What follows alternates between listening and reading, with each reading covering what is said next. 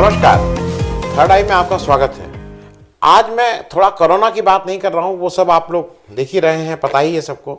हालत खराब है, नंबर्स बढ़ते जा रहे हैं, सीधे आ रहे हैं। जो इस समय देश के सामने सबसे बड़े जो एक समस्या हम सब लोगों के सामने खड़ी हुई है। मैं इसको शुरू करने से पहले एक चीज़ जरा जितना, क्योंकि मैं जिस समाज में घूम रहा हूँ, मैं जितने लोगों से मिला हूँ, इर्रिस्पेक्टिव उनका धर्म क्या है, उनकी एज क्या है, वो कहाँ से आ रहे हैं, मुझे एक भी ऐसा व्यक्ति नहीं मिला जो इस समय चीन के प्रति जिसका गुस्सा चरम पे ना हो। एक्सप्रेशन का हो सकता है ढंग अलग अलग हो, और मैं कोट अनकोट कह रहा हूं, इवन जो मुसलमान भी हैं, मुझे एक भी ऐसा मुसलमान नहीं मिला जो इस समय आक्रोशित ना हो चीन के प्रति। क्योंकि एक नैरेटिव है ना कि अगर आप इस समय कहिए कि भाई ये है तो नहीं आप देशद्रोही हैं। तो एक तो मुझे ऐसा है कि पूरे देश को एक साथ खड़े होना, और खड़ा है देश, ये एक नैरेटिव बना के आपके मुंह में शब्द डालना कि उन्होंने ऐसा कहा तो आप देशद्रोही, इस तरह की बातें ठीक नहीं है। अब मैं इसको आपसे 4 अलग अलग वर्गों में बांट रहा हूं समझने की दृष्टि से।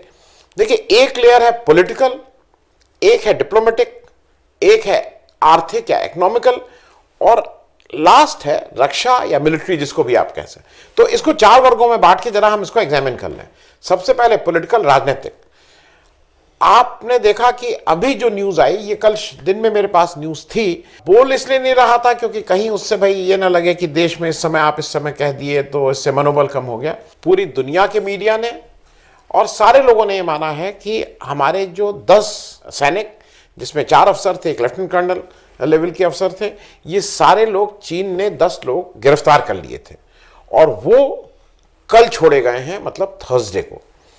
इसके बारे में बता दूं कि जितनी मेरी सूचना है, वेडनेसडे को अनऑफिशियली जो सैन्य वो थे, उन लोगों ने बताया था, जो डिफेंस के लोग हैं, मतलब जो डिफेंस करस्पॉन्डेंट हैं, कि ये 10 लोग हमारे वहाँ इस समय गिरफ्तार हैं, चीन के पास हैं। उनका ये भी सुझाव था, और ये to be fair to everyone, उनका विदेश मंत्रालय का भी ये सुझाव था कि ये हमें दुनिया में बताना चाहिए कि हमारे ये लोग हैं।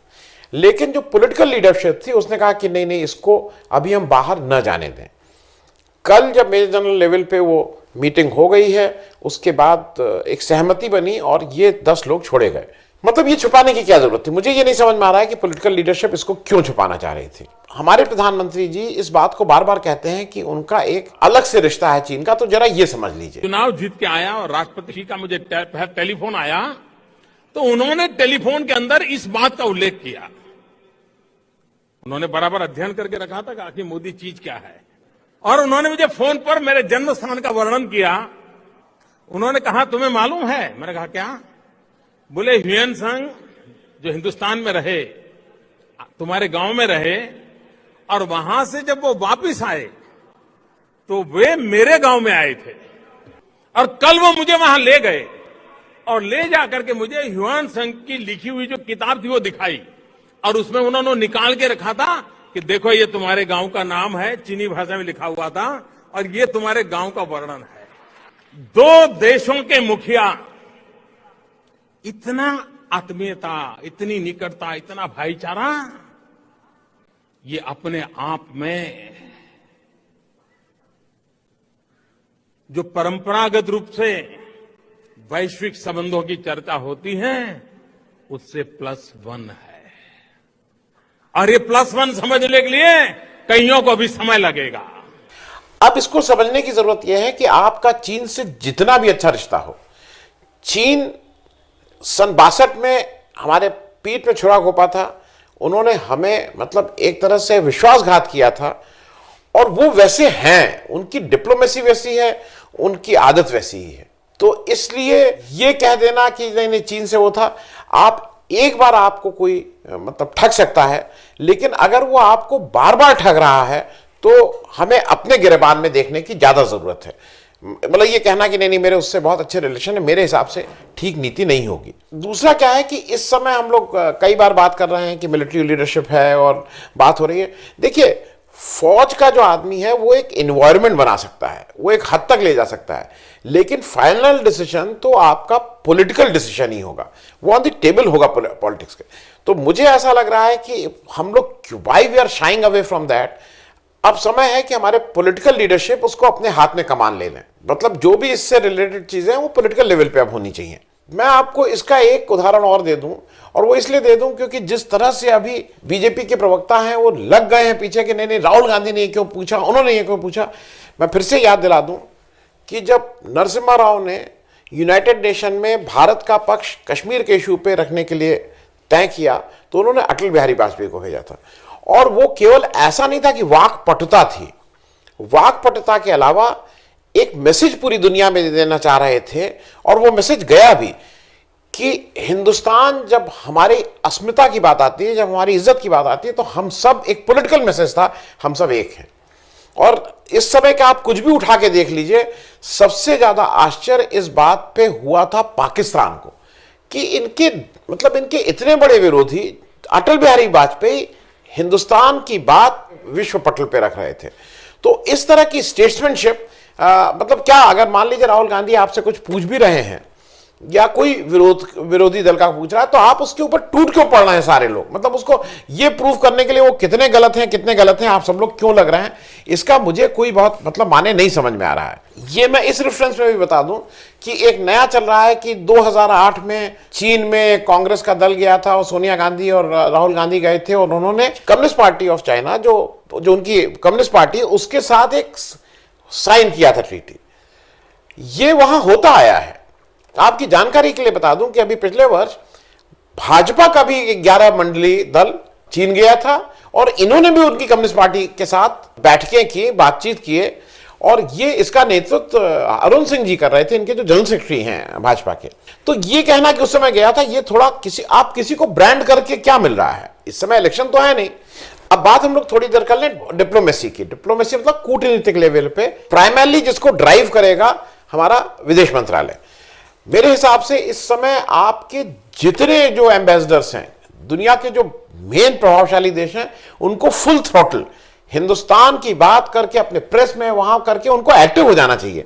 जो समहाउ हम लोग डिप्लोमेटिकली हम इसको कंसीड करें या ना करें, क्योंकि ये भी ना मान लिया जाए कि ये देखिए ये बात कर रहे हैं, समहाउ इस वाले उसमें चीन हमसे कहीं आगे निकल जा रहा है। तो डिप्लोमेटिकली हमें, हमारे हिसाब से इसको एक स्टेप आगे रहना, हमें प्रोएक्टिव ज्यादा होना होगा।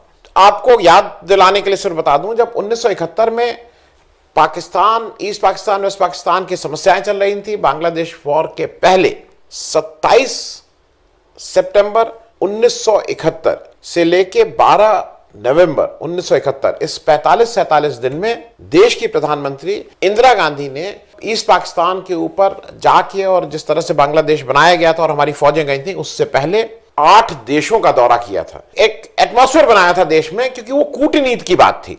उस समय देश की प्रधानमंत्री Indira Gandhi Soviet union, Lebanon, Belgium, Austria, United kingdom, United states, France, Germany, जितने प्रभावशाली देश उस समय के थे, उन सबके पास गई थी अपनी बात कहने।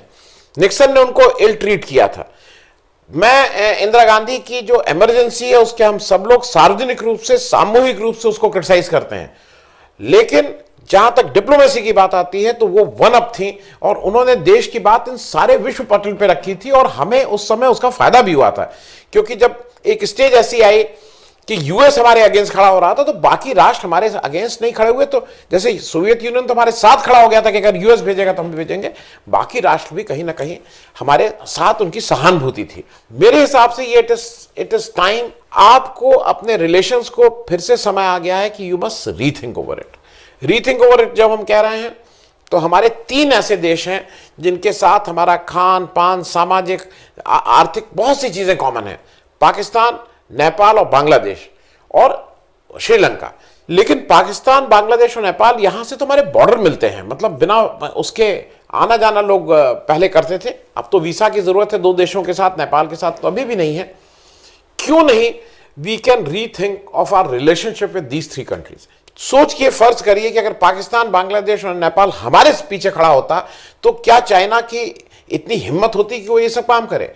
आज चाइना ये सारे काम इसलिए कर रहा है क्योंकि वो कहीं ना कहीं अपना बेस बना रहा है, उसको अपनी दोस्ती पे भरोसा है, वो कह रहा है कि अगर कुछ हुआ, उसके स्टेटमेंट हैं कि अगर पाकिस्तान या नेपाल में कुछ हुआ तो वो उनके साथ वो करेगा, इस तरह की बातें कर रहा है।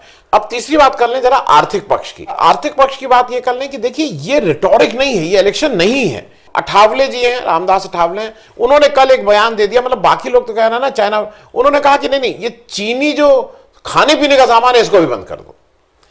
आप खुद बताइए, कहने को चाइनीज बोला जाता है, मेनलैंड चाइना जैसे है, उसका नाम रेस्टोरेंट का चाइनीज, वो हिंदुस्तानी रेस्टोरेंट है।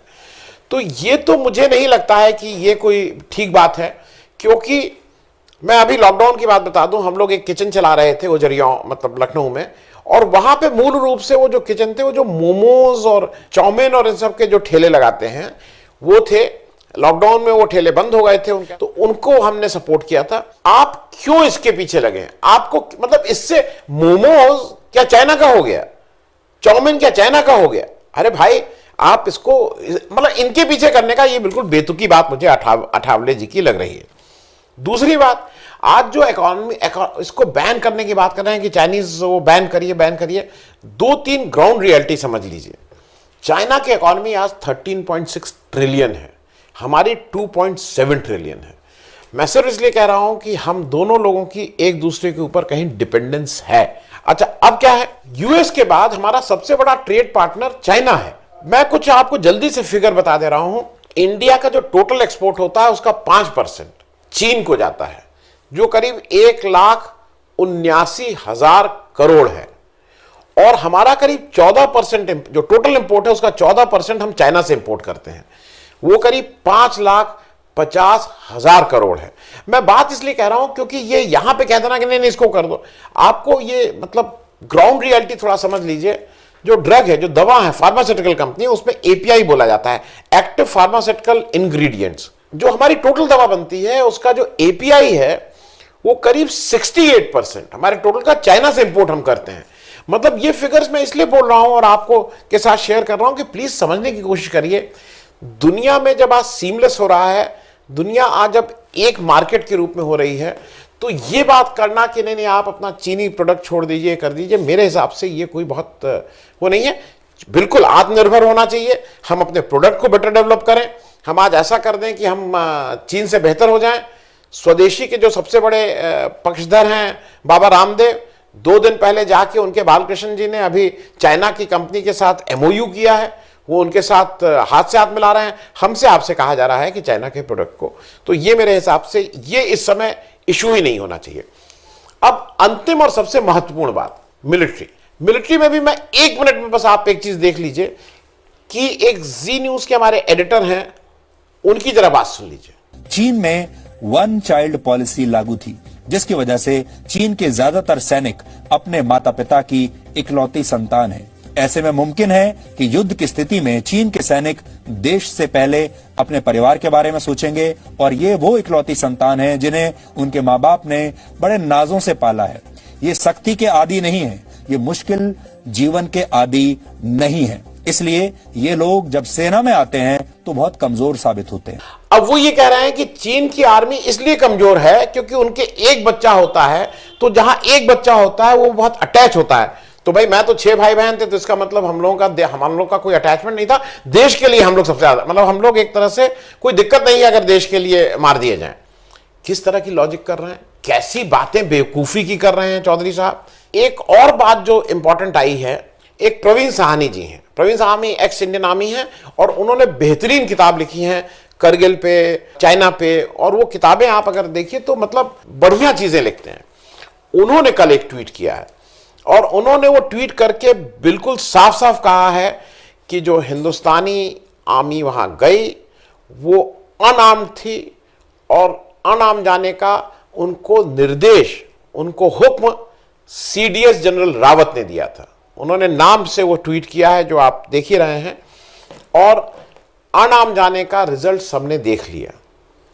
ये क्वेश्चन राहुल गांधी ने उठाया कि भाई वो अनआर्म्ड क्यों गए थे, उस पर कल देश के विदेश मंत्री जयशंकर साहब ने कहा वो अनआर्म्ड नहीं गए थे, उनके हथियार उनके साथ थे। हालांकि अगर इसका आंसर मेरे हिसाब से रक्षा मंत्री के यहां से आता तो बेहतर था, लेकिन जो भी है जयशंकर जी ने उसका जवाब दिया। लेकिन उसी के साथ आप एक वीडियो क्लिप और देख लीजिए, जो एक सुरेंद्र सिंह, जो हमारे एक सैनिक हैं जिनके सिर पे रॉड से चोट लगी, 10-12 टांके लगे हैं, उन्होंने अपने घर फोन करके जो बात कही है वो आप सुन लीजिए।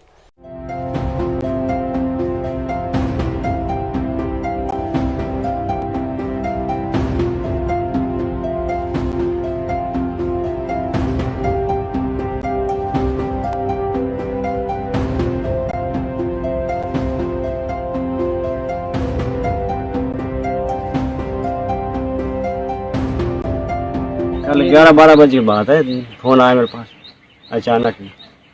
मुझे तक फोन आया, मैं तो कैसे है, जब ठीक हूँ, मैं कहाँ है, क्योंकि मैं तो वहाँ हूँ हॉस्पिटल में दाखिल हूँ, मैं कहाँ ले के आस पास हूँ कहीं दाखिल। फिर ठीक है, मैं ठीक ठाक हूँ, चोट आई घनी, बस ठीक हो, तो इलाज चल रहा है वहाँ।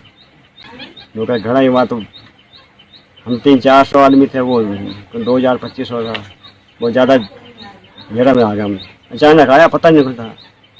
उनके पास तो रॉड थी, डंडे, पत्थर चलाया उनने, और हमारे पास कुछ था, खाली थे। जब भी खूब इन्हें हाथापाई करी, झगड़ा हुआ, फिर बच के आया, कैसे भगवान बचा दिया। सिर पे टाँका आया, 10-12 टाँका सिर पे आया, हाथ पाँव में लगी जगह जगह। और माला को पता, तो हम तो यहाँ बैठे हैं, वो फोन पूरी बार बताता नहीं, फोन पे जो है हमने बता दिया। ऐसी बात हुई भाई, जैसे 2-3 जने इकट्ठे झपट पड़े, तो 2 जने को तो मतलब ये बोल रहे हैं भी मैंने भाई जैसे घायल किया, मारा, जैसे भी हुआ, वहाँ का माहौल था। बाकी अगर उनके पास ये हमारे गुरु की जो होती है दाद दी हुई हमको, श्री साहब अगर नहीं होता तो यही बोल रहे थे भी हाल फिलहाल वो भाई मेरे को मार ही देते। हाँ जी। कितने लोगों पर उन्होंने काबू पाया उस समय? 3-4 लोग बता रहे हैं भैया। हाँ जी। इन लोगों के पास कोई हथियार नहीं था उस समय? ये नेपथे थे जमा, मतलब इनके पास कुछ नहीं था। ये तो ये मतलब था भी बातचीत का माहौल था, भी बातचीत से भी मसला कम मतलब कर देंगे, पर वो हथियार के साथ आए थे जो चीज। उन्होंने साफ साफ ये कहा कि हम लोग अनआर्म्ड थे। और दूसरी तरफ प्रवीण साहनी का ट्वीट देख लीजिए, वो भी साफ साफ कह रहे हैं कि ये सीडीएस के कहने से अनआर्म्ड गए थे। 2 चीजें इससे निकल के आ रही हैं। 2 चीजें ये कि जो हमारे सीडीएस जनरल रावत हैं, उनका ऑपरेशनल उसमें उनकी अथॉरिटी नहीं है।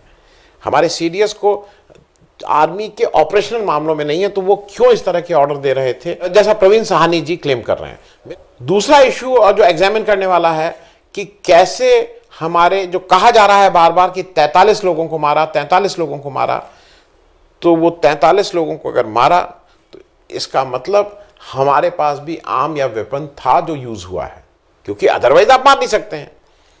ये 43 लोगों को मारने की कहानी कहीं भी ऑफिशियल सोर्स से नहीं आई है, न चाइना से न इंडिया के ऑफिशियल सोर्स से। सूत्रों के हवाले से करके हमें किसको एड्रेस कर रहे हैं, और बार बार ये कहा जा रहा है कि नहीं हमने 20 के मुकाबले 43 मान ले। ये कोई फुटबॉल मैच हो रहा है? हमारा एक सैनिक भी मरता है, उनके 1000 सैनिक भी मर रहे हैं, उससे हमें हमारा सैनिक क्यों मरा है? जवाब तो हमें अपने एक सैनिक का चाहिए ना। क्योंकि एक जनरल पनांग की भी एक कला है। जनरल पनांग जो कोर कमांडर रहे हैं, जो नॉर्थ, उसको मतलब ठीक से हैंडल किए। उनका साफ इशू वो है कि जो 96 के प्रोटोकॉल की बात बार बार कही जा रही है कि उस प्रोटोकॉल के तहत हम लोग हथियार नहीं उठाए। प्रोटोकॉल उनका कहना है मैनेजमेंट ऑफ बाउंड्रीज के लिए था, इसके लिए नहीं था। अगर आपने ब्रीच ऑफ प्रोटोकॉल किया, अगर आपने किसी को वेपन का इस्तेमाल किया है, तो वेपन के इस्तेमाल के बाद ब्रीच ऑफ प्रोटोकॉल चाइना से हुआ था, और उनके अनुसार हमें बिल्कुल ठीक से अपनी जो फायर शक्ति थी या अपने वेपन थे उसका इस्तेमाल करना चाहिए था। वो ऑर्डर क्यों रोक के रखा गया, इसका प्रश्न वो भी पूछ रहे हैं। मेरे कुछ आर्मी वालों से और से बात हुई, उन्होंने कहा कि we were within our rights, कि अगर आपने वेपन का इस्तेमाल किया, हमारे सीओ को और हमारे कर्नल को मारा है, तो हम आर्टिलरी फायर तक के लिए थे, मतलब तोप को भी हम चलाना चाहिए था। ऐसा कुछ हमारे एक्स आर्मी लोगों का मानना है। लास्ट में मैं अपनी बात खत्म करते समय 2-3 जल्दी से बात कर लूं। एक चीज देखिए, यह है कि इंटरनेशनली टेंशन को कम करना चाहिए, इसमें कहीं कोई दो राय नहीं है। आपको यह समझना चाहिए कि आज आपका कौन दोस्त है कौन दोस्त नहीं है। ट्रंप ने साफ साफ ये कहा है कि भाई उनको अपना इलेक्शन जीतने के लिए चाइना की मदद चाहिए। तो आप समझ लीजिए, मतलब इलेक्शन का टाइम है ट्रंप के लिए, तो ट्रंप के लिए तो इलेक्शन सबसे बड़ी चीज है। दूसरा, मुझे ऐसा लगता है कि कल एक अच्छा काम किया है ये चंपत राय जी हैं, राम जन्मभूमि ट्रस्ट जो है उसके सेक्रेटरी हैं। उन्होंने कहा है कि भाई 2 जुलाई को हम ये राम जन्मभूमि का जो शिलान्यास और ये सब होना था वो हम पोस्टपोन कर रहे हैं, क्योंकि देश के हालात इस समय ऐसे नहीं है। उन्होंने साफ साफ कहा है भारत चीन विवाद के चलते, सीमा विवाद के चलते हम इसको पोस्टपोन कर रहे हैं। मेरा आग्रह बीजेपी के नेताओं से, शीर्ष नेतृत्व से भी है कि ये जो आत्मनिर्भर रैली आप कर रहे हैं, जो आपने कहा है कि परसों से फिर शुरू करेंगे, 15 या 16 आप कर चुके हैं वर्चुअल रैली और हर बूथ स्तर तक कर रहे हैं, कृपया इसको जब तक ये विवाद सुलझ नहीं जाता तो 1-1.5 महीना अगर पोस्टपोन कर देंगे तो देश का भला होगा। क्योंकि देखिए, जब आपकी मजबूरी है, जब आप बूथ तक जा रहे हैं और आप अपने काडर को बात कर रहे हैं, तो आपको उस काडर को बात करते समय विरोधियों को कुछ ना कुछ गाली तो देनी ही है। आप अगर उनको नहीं कहेंगे तो वो आपके साथ कैसे करेंगे, बट नेचुरल है। तो अभी आप इस वैमनस्यता को बढ़ाने की क्यों कोशिश कर रहे हैं? क्योंकि आप जब बोलेंगे तो आप कुछ ऐसा बोलेंगे जिससे दूसरा रिटेलिएट करे या खराब हो उससे। मेरे हिसाब से भाजपा के शीर्ष नेतृत्व को इस समय कम से कम, जब तक ये मामला सुलझ नहीं जाता है, मेरे हिसाब से तो अभी कोरोना तक नहीं होना चाहिए, लेकिन तब तक तो कोई नहीं मानेगा, लेकिन अभी कम से कम इंडिया चाइना बॉर्डर का जब तक मामला वो है, इन रैलीज को पोस्टपोन करके रखना चाहिए। लास्ट में एक मुफ्त की राय मैं और दे दे रहा हूं, क्योंकि मान लीजिए इलेक्शन का टाइम है, आपको जरूरी है, आपके लिए वोट भी जरूरी है। जब पुलवामा हुआ था, आप सबको अगर याद हो, तो हमारे जितने शहीद थे उन सारे जवानों की कॉफिन्स मंगवाए गए थे दिल्ली। वहां हमारे प्रधानमंत्री जी ने एक एक करके उसकी परिक्रमा की थी। फिर सारे कॉफिन्स जब गए थे अपने अंतिम संस्कार के लिए अपने घर, तो हर एक मंत्री की ड्यूटी लगाई गई थी कि आप करें। इस बार भी जब ये सारे आए हैं तो कोई मंत्री तो नहीं गया है कहीं पे। बीजेपी का इससे वोट का भी फायदा होगा, देश को भी अच्छा लगेगा कि अगर आप अपने मंत्रियों की एक बार फिर ड्यूटी लगा दें। अब एक बात दूसरी है कि अभी जनरल इलेक्शन नहीं है, तो मतलब आपको 4 साल वेट करना पड़ेगा इस गुडविल को इस्तेमाल करने के लिए। लेकिन अगर आप अपने मंत्रियों को इस अंतिम संस्कार में शामिल कराएंगे तो कहीं ना कहीं उस देश को भी लगेगा कि वो सारे लोग एक साथ खड़े हैं और आपका भी वोट का जरूर फायदा होगा। बहुत बहुत धन्यवाद। हमारा ये कार्यक्रम अच्छा लगा तो कृपया सब्सक्राइब करें और साथ में वो छोटी घंटी भी दबा दें, जिससे आपको जब भी कोई नया वीडियो, नया एपिसोड अपलोड हो तो आपको उसकी सूचना मिल जाए। धन्यवाद।